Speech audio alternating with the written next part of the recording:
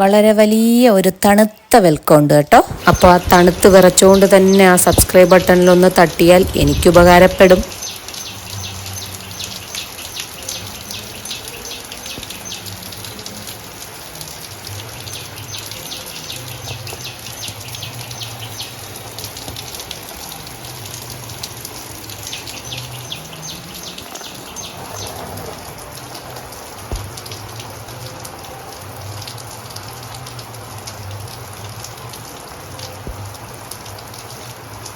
ഇനി അങ്ങോട്ട് തുടരെ കുറേ ദിവസം മഴയായിരിക്കും. പണ്ടൊക്കെ ആയിരുന്നെങ്കിൽ വെക്കേഷൻ ആകുമ്പോൾ കുറച്ചുകൂടെ നേരം പുതച്ചു മൂടി കിടന്നുറങ്ങായിരുന്നു. ഇപ്പോൾ ജോലിക്ക് പോകണം എന്നുള്ളത് കൊണ്ട് അതൊന്നും നടക്കില്ല. എന്തായാലും കുറേ കഴിഞ്ഞപ്പോൾ ആ മഴയെല്ലാം തോർന്ന് ശാന്തമായിട്ടുണ്ട്. അങ്ങനെ നമുക്ക് നമ്മളെ റൊട്ടീനിലോട്ട് കിടക്കാം. മഴ ആസ്വദിക്കാനുള്ള സമയം ഇപ്പം ഇല്ല. Routine morning routine, daily routine അത് തന്നെ, എല്ലാ ദിവസവും ഇത് തന്നെ. എന്തെങ്കിലുമൊക്കെ ആഹാരത്തിൻ്റെ മെനുവിൽ മാത്രം മാറ്റം. പതിവ് പോലെ രാവിലെ ഞാൻ കുക്കറിൽ ചോറ് അങ്ങോട്ട് വെച്ചിട്ടുണ്ട്. പിന്നെ അത് കഴിഞ്ഞ് പാലിനും ചായക്കും വേണ്ടിയും വെച്ചിട്ടുണ്ട്. ഈ തലേന്നേ അരിഞ്ഞു വയ്ക്കുന്ന സ്വഭാവം എനിക്കില്ല കേട്ടോ. രാവിലെ തന്നെ അരിയലും വെക്കലും എല്ലാം നടത്തുന്നത്. അപ്പം അത് മാത്രമല്ല, ആദ്യമേ ലഞ്ചിനുള്ളതെല്ലാം ചെയ്തൊരുവിധമാക്കിയതിന് ശേഷമായിരിക്കും ബ്രേക്ക്ഫാസ്റ്റിനുള്ളത് തുടങ്ങുന്നത്. അതിൻ്റെ ഇടയിൽ കൂടെ പാല് കാച്ചുന്നു, ചായ ഒഴിക്കുന്നു. രാവണനുള്ള കൈകൾ പോലാണ് അടുക്കളയിൽ പരിപാലിക്കുന്നവർക്കുള്ള കൈകൾ. എത്ര കൈകൾ അങ്ങോട്ടും ഇങ്ങോട്ടും പ്രവർത്തിക്കുമെന്ന് തന്നെ അറിയാൻ പറ്റില്ല. അതുമാത്രമല്ല, സിനിമയിൽ പറഞ്ഞ പോലെ നേരെ നടന്നിരുന്നെങ്കിൽ അങ്ങ് അമേരിക്ക എത്തിയെന്ന് പറഞ്ഞ പോലെ അങ്ങോട്ടോടുന്നു ഇങ്ങോട്ടോടുന്നു.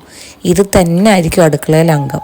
അതിപ്പോൾ ഈ അടുക്കളയിൽ പരിപാലിക്കുന്ന എല്ലാവരും അങ്ങനെ തന്നെയായിരിക്കും. ഈ ചായയൊക്കെ ഒഴിക്കുന്നുണ്ടല്ലോ, ഇരുന്ന് കുടിക്കാനുള്ള നേരമൊന്നുമില്ല. നിന്നും നടന്നും ഒക്കെ തന്നെ അങ്ങ് കുടിക്കും. അടുക്കളപ്പണി തീരുന്നത് വരെ കുടിയോട് കുടിയായിരിക്കും.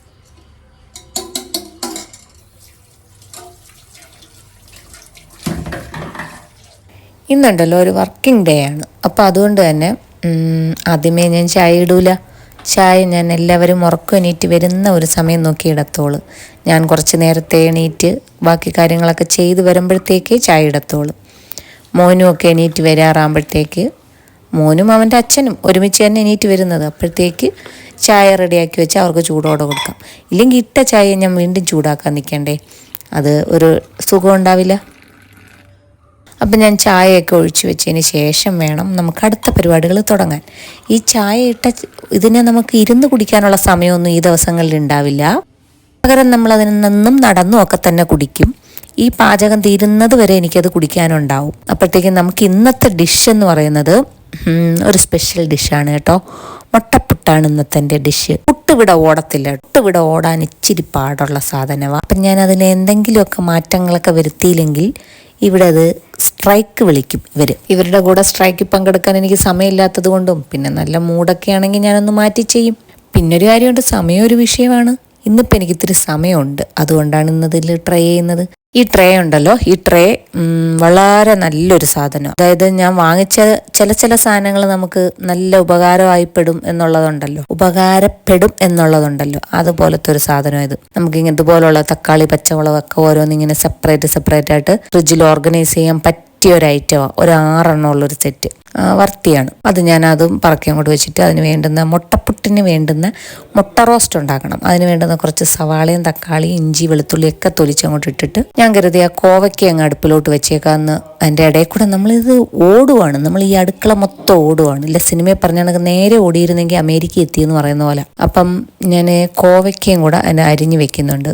കോവയ്ക്ക ഇപ്പം ഇവിടെ സ്ഥിരം ഒരു സാധനമായി മാറിയിരിക്കുന്നത് കൊണ്ട് ഓരോ ദിവസം ഓരോ രീതിയിലായിരിക്കും വെക്കുന്നത്. ഒരു ദിവസം മെഴുക്ക് വരട്ടിയാണെങ്കിൽ വേറൊരു ദിവസം ഫ്രൈ ആയിരിക്കും, വേറൊരു ദിവസം തോരനായിരിക്കും. അങ്ങനെ വ്യത്യസ്തമായ രീതിയിലായിരിക്കും വെക്കുന്നത്. ഇല്ലെങ്കിൽ നമ്മൾ മടുത്തു പോവും. അപ്പോൾ ഇന്നത്തെ തോരൻ വേറിട്ട രീതിയിലാണ് ഞാൻ വെക്കുന്നത്. അത് വേറൊന്നുമല്ല, സാധാരണ വെളുത്തുള്ളിയും ജീരകം അരയ്ക്കുന്നതിന് വരെ ഇന്ന് ഞാൻ മുളകുപൊടി, മല്ലിപ്പൊടി, കുരുമുളക് പൊടി ഇന്ന് അതാണ് ഇടുന്നത്. പുട്ട് ഞാൻ നനച്ച് വെക്കുന്നുണ്ടേ. പുട്ട് നനച്ച് വെക്കുന്നതെന്ന് പറഞ്ഞാൽ പുട്ടിനകത്ത് ഒരു കുടം വെള്ളം കോരിയും ഒഴിച്ചുകൊണ്ട് കുതിർത്ത് വെക്കുമ്പോഴത്തേക്ക് കഴിയുമ്പോഴത്തേക്ക് അങ്ങോട്ട് കറക്റ്റായിട്ട് വരും. അയ്യേ, ഞാനെന്താ ഈ പറയുന്നത്? പുട്ടിൻ്റെ മാവിൻ്റെ കാര്യം കേട്ടോ പറഞ്ഞത്. പുട്ട് നനയ്ക്കുന്ന എന്തിനാ? പുട്ട് നനയ്ക്കേണ്ട ആവശ്യമില്ലല്ലോ. എന്തായാലും നിങ്ങൾക്ക് കാര്യം മനസ്സിലായല്ലേ? അത് അപ്പം നമുക്ക് ഫില്ലിങ് ഉണ്ടാക്കി തുടങ്ങാം. അപ്പോൾ ഇരുമ്പ് ചട്ടി വെച്ചു, എണ്ണ ഒഴിച്ചു. ബാക്കി നമുക്ക് കടുക് വറ സംഭവങ്ങളാണ്. അങ്ങനെ കടുകൊന്നും ഇട്ടൊന്നും ഞാൻ വറുക്കുന്നില്ല. കടുക് വറുക്കുന്നതിന് ആകെ കറിവേപ്പില ഇടുന്നു, ഇഞ്ചി വെളുത്തുള്ളി പൊടിച്ചതല്ല ക്രഷ് ചെയ്തത് ഇടുന്നു. അത് കഴിഞ്ഞ് ഒഴിഞ്ഞു വെച്ച സവാളയും കൂടി ഇട്ട് ഉപ്പ് ഇട്ടാൽ കുറച്ച് നേരം അടച്ചങ്ങോട്ട് വെക്കുക. അടുക്കള കൈകാര്യം ചെയ്യുന്നവർക്കറിയാം ഒരുപാട് കൈകൾ നമുക്ക് ആവശ്യമുള്ളതാണ്. അപ്പം നമ്മൾ അപ്പുറത്തിരിക്കുന്നതും ഇപ്പുറത്തിരിക്കുന്നതും എല്ലാത്തിനും ഇളക്കണം. ഈ കുക്കറി ഇരിക്കുന്നത് ചോറാണ് കേട്ടോ. അത് ഞാൻ രാവിലെ ആദ്യമേ ചെയ്യുന്ന സാധനം ഈ കുക്കറിൽ ചോറ് അങ്ങോട്ട് റെഡിയാക്കാൻ വെക്കുക എന്നുള്ളതാണ്. ഇല്ലെങ്കിൽ അബദ്ധം പറ്റും. അങ്ങനെ എനിക്ക് പറ്റിയിട്ടുണ്ട്. ഞാനൊരു ദിവസം മറന്നുപോയെന്നേ. എന്നിട്ട് എല്ലാം വെച്ച് കഴിഞ്ഞിട്ട് ചോറും തേന്ന് നോക്കിയപ്പോഴത്തേക്ക് വെക്കാൻ മറന്നുപോയി. അതുകൊണ്ട് ഫസ്റ്റ് ഞാൻ ആദ്യമേ അതങ്ങ് വെക്കും. അപ്പം ഇന്ന് ഞാനത് വെച്ച് അത് ഓഫ് ചെയ്ത് വെച്ചേക്കുക. ഇനി നമുക്കത് ഊറ്റിയാൽ മതി. അത് കുറേ നേരം അങ്ങനെ ഇരുന്നതിന് ശേഷമല്ലേ ഊറ്റാൻ പറ്റൂ. അപ്പോൾ അതിനെ അവിടെ വെച്ചിട്ടുണ്ട്. അപ്പോഴേക്കും നമ്മൾ സവാളയൊക്കെ കുറച്ച് ഉപ്പ് ഇട്ട് അങ്ങോട്ട് ഞാൻ പറഞ്ഞ പോലെ അടച്ച് വെക്കാം. അത് കഴിഞ്ഞ് അപ്പോഴത്തേക്ക് നമുക്ക് സമയമുണ്ട്. ആ സമയം നമുക്ക് മറ്റ് പരിപാടികൾ ഉണ്ട്. ഇപ്പോൾ ഇത് കണ്ടോ, ഈ ചായ അന്നേരം ഇട്ട ചായ അപ്പോഴും ഞാൻ കൊണ്ടു നടക്കുക. എൻ്റെ ഒരു ഓവനെന്ന് വേണമെങ്കിൽ പറയാം എൻ്റെ ഈ കുക്കർ. ഞാൻ ആ ഇടുന്ന ചായയെ ഞാൻ ഈ കുക്കറിൻ്റെ മുകളിൽ ഇങ്ങനെ വെച്ച് ചൂടാക്കിക്കൊണ്ടേയിരിക്കും. അങ്ങനെ നമ്മൾ ആ വെന്ത കോവയ്ക്കൊക്കെ നമ്മളൊരു പാത്രത്തിലോട്ട് മാറ്റി വെക്കുന്നുണ്ട്. വേറൊന്നും കൊണ്ടല്ല, ഇപ്പം മാറ്റി വെച്ചാൽ ഇപ്പോഴും കഴുകിയിട്ട് പോവാം. ഇല്ലെങ്കിൽ പിന്നെ വൈകിട്ട് വന്നിട്ട് വീണ്ടും കഴുകണ്ടേ, നമ്മൾ തന്നെ കഴുകണ്ടേ. പിന്നെ അത് മാത്രമല്ല കേട്ടോ, ഞാൻ ഏതോ ഒരു ഡോക്ടർ പറയുന്ന കേട്ട് ഇങ്ങനെ ഈ അലൂമിനിയം പാത്രത്തിൽ ഇങ്ങനെ ഫുഡുകൾ ഇങ്ങനെ വെച്ചിരുന്നൂടാന്ന് ഞാൻ കേട്ടിട്ടുണ്ട്. അതുകൊണ്ടും കൂടാണ് കേട്ടോ. അപ്പോഴേക്കും നമ്മൾ ഉപ്പിട്ട് അടച്ച് വെച്ചിരുന്ന സവാള ഒന്ന് വഴന്ന് കുഴഞ്ഞ് ഒരു പരുവമായിട്ടുണ്ട്. ഞാനിതിലേക്ക് എരിക്ക് വേണ്ടി ഒരു പച്ചമുളക് ഇട്ടിട്ടുള്ളൂ കേട്ടോ. ബാക്കി നമുക്ക് ഇടേണ്ടത് മുഴുവൻ കുരുമുളക് പൊടിയുടെ സ്പൈസാണ് ഇതിൽ വേണ്ടത് എന്നുള്ളത് കൊണ്ട് മറ്റരികളൊക്കെ കുറച്ചാണ് ഇടുന്നത്. അപ്പോഴേക്കും ഞാൻ നച്ചൂസിനെ കൊണ്ട് ആ തേങ്ങ അങ്ങ് ഫ്രിഡ്ജിലോട്ട് കയ്യോടെ അങ്ങ് വെക്കാമെന്ന് കരുതി. വേറൊന്നും കൊണ്ടല്ല, ഇനി നമുക്ക് തേങ്ങയുടെ ആവശ്യം ഇല്ല. ഇനി പുട്ടിന് വേണ്ടുന്ന കുറച്ച് തേങ്ങയുള്ളൂ. അത് ഞാൻ അവിടെ വെച്ചിട്ട് ബാക്കിയുള്ളതെല്ലാം ഫ്രിഡ്ജിൽ വെക്കാൻ പറഞ്ഞ് അങ്ങനെ അതും വെച്ചതിന് ശേഷം ബാക്കി നമുക്കിനി പുട്ടിൻ്റെ പരിപാടിയാണ്. അപ്പോഴേക്കും റോസ്റ്റ് ആയിട്ടില്ല. ഞാൻ നനച്ച് വെച്ച പുട്ട് കണ്ടോ, ആ വെള്ളം അത്രയും ഒഴിച്ചിട്ടും അത് മൊത്തം കുടിച്ചിട്ട് എമ്പക്കോമിട്ട് ഇരിക്കുക ആ പുട്ടുപൊടി. അതായത് നല്ല തരിതരി പോലെ തന്നെ ഇരിക്കുക. എത്ര വെള്ളം ഒഴിച്ചാലും ഇങ്ങനെ തന്നെ ഇരിക്കുക. അത് നല്ല തരിയുള്ള പുട്ടുപൊടിയാണെങ്കിലേ ഇങ്ങനെ പറ്റത്തുള്ളൂ. ഇതിപ്പോൾ യൂണിറ്റ് ടെസ്റ്റിൻ്റെ പുട്ടുപൊടിയായിരുന്നു. അങ്ങനെ ഒന്ന് രണ്ട് ഏതൊക്കെയോ കമ്പനികൾ അങ്ങനെ ഉണ്ട്. ചില കമ്പനികൾ പറ്റില്ല, ഫ്ലോപ്പാവും. ചിലത് പക്ഷേ ഇങ്ങനെ ഇതേപോലെ വെള്ളം ഒഴിച്ച് അങ്ങനെ അങ്ങ് വെച്ചിട്ട് കുറേ സമയം കഴിയുമ്പോൾ നമുക്ക് പുട്ട് ഉണ്ടാക്കാറാകുമ്പോഴത്തേക്ക് ഇതാ ഇങ്ങനെ എടുത്തൊന്നാകുമ്പോൾ പുട്ട് അല്ലാതെ നനച്ചുകൊണ്ടിരിക്കേണ്ട ഒരു ആവശ്യമേ ഇല്ല. കറക്റ്റ് നമുക്ക് നനഞ്ഞ് കിട്ടുകയും ചെയ്യും. അപ്പോഴേക്കും നമ്മളെ സവാളയൊക്കെ വഴന്ന് കറക്റ്റായിട്ടുണ്ട്. ഇനി നമുക്ക് പൊടികളൊക്കെ മസാലകൾ ചേർക്കണം. മസാലപ്പൊടികളെന്ന് പറഞ്ഞാൽ സാധാരണ എല്ലാത്തിനും ചേർക്കുന്ന പോലെ ഒരേ മസാല. മുളക് പൊടി, മല്ലിപ്പൊടി, മഞ്ഞൾപ്പൊടി, കുരുമുളക് പൊടി, ഗരം മസാലപ്പൊടി, ഇത്തരം പൊടികൾ തന്നെ. ഈ പൊടികളുടെ അളവുകളിൽ മാത്രമാണ് മാറ്റമുള്ളത്. ഇന്നിപ്പം ഞാൻ കുരുമുളക് പൊടി കുറച്ച് എക്സ്ട്രാ കൂടുതൽ ചേർക്കുന്നുണ്ട്.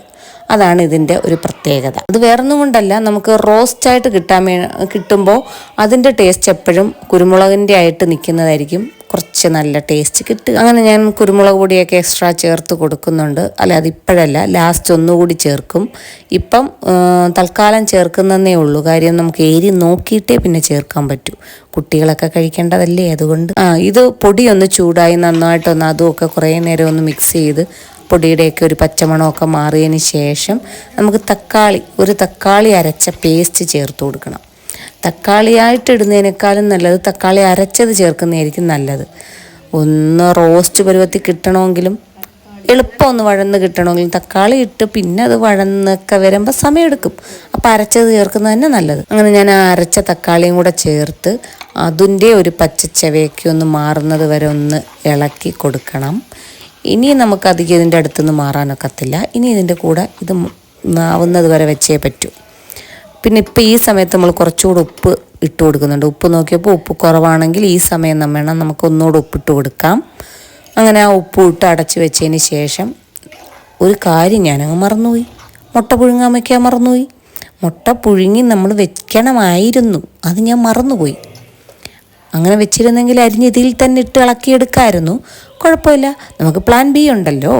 നമ്മളിത് മസാല അങ്ങ് തട്ടിക്കൂട്ടിയെല്ലാം അവസാനം എല്ലാം വേണ്ടുന്ന എല്ലാം ചേർത്ത് ഒരു പാത്രത്തിലോട്ട് അങ്ങ് മാറ്റി വെച്ചേക്കാം. അതിനുശേഷം മുട്ട പുഴുങ്ങി കിട്ടുമ്പോൾ അരിഞ്ഞതിലോട്ട് അങ്ങ് മിക്സ് ചെയ്തെടുക്കാം.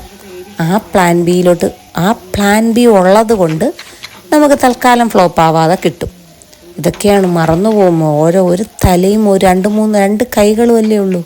അപ്പം നമുക്കിങ്ങനെയൊക്കെ സംഭവിക്കും, സ്വാഭാവികം. അങ്ങനെ ഞാൻ അതിൻ്റെ എല്ലാം ഒരു പച്ചമണമൊക്കെ മാറുന്നത് വരെ നന്നായിട്ടൊന്ന് ഇളക്കി ആ റോസ്റ്റ് പരുവത്തിൽ കിട്ടി. അതിനെ ഒരു പാത്രത്തിലോട്ട് മാറ്റി വെച്ചിട്ട് പുഴുങ്ങിയ മുട്ടയെ അരിഞ്ഞ് ഈ മിക്സിലോട്ട് ചേർത്ത് ഇളക്കി അങ്ങ് എടുത്താൽ മതി. അല്ലാതെ മറ്റേ നമ്മൾ ചെയ്തുകൊണ്ടിരിക്കുമ്പം തന്നെ അരിഞ്ഞിട്ടാലും ഒരുപാട് നേരമൊന്നും ഇളക്കാനൊക്കത്തില്ല. എന്താണെന്ന് വെച്ചാൽ മുട്ടയുടെ മഞ്ഞയെല്ലാം കൂടെ അതിൽ പൊടിഞ്ഞ് ചേരും. അതിലും ഭേദം എനിക്ക് തോന്നുന്നു ഇത് തന്നെ ആയിരിക്കും നല്ലത്. മിക്സ് ചെയ്ത് അങ്ങനെ അങ്ങ് വെച്ചിട്ട് കുറച്ച് നേരം കഴിയുമ്പോഴേ പുട്ടിൻ്റെ ഇടയിൽ ചേർത്ത് കൊടുക്കാം.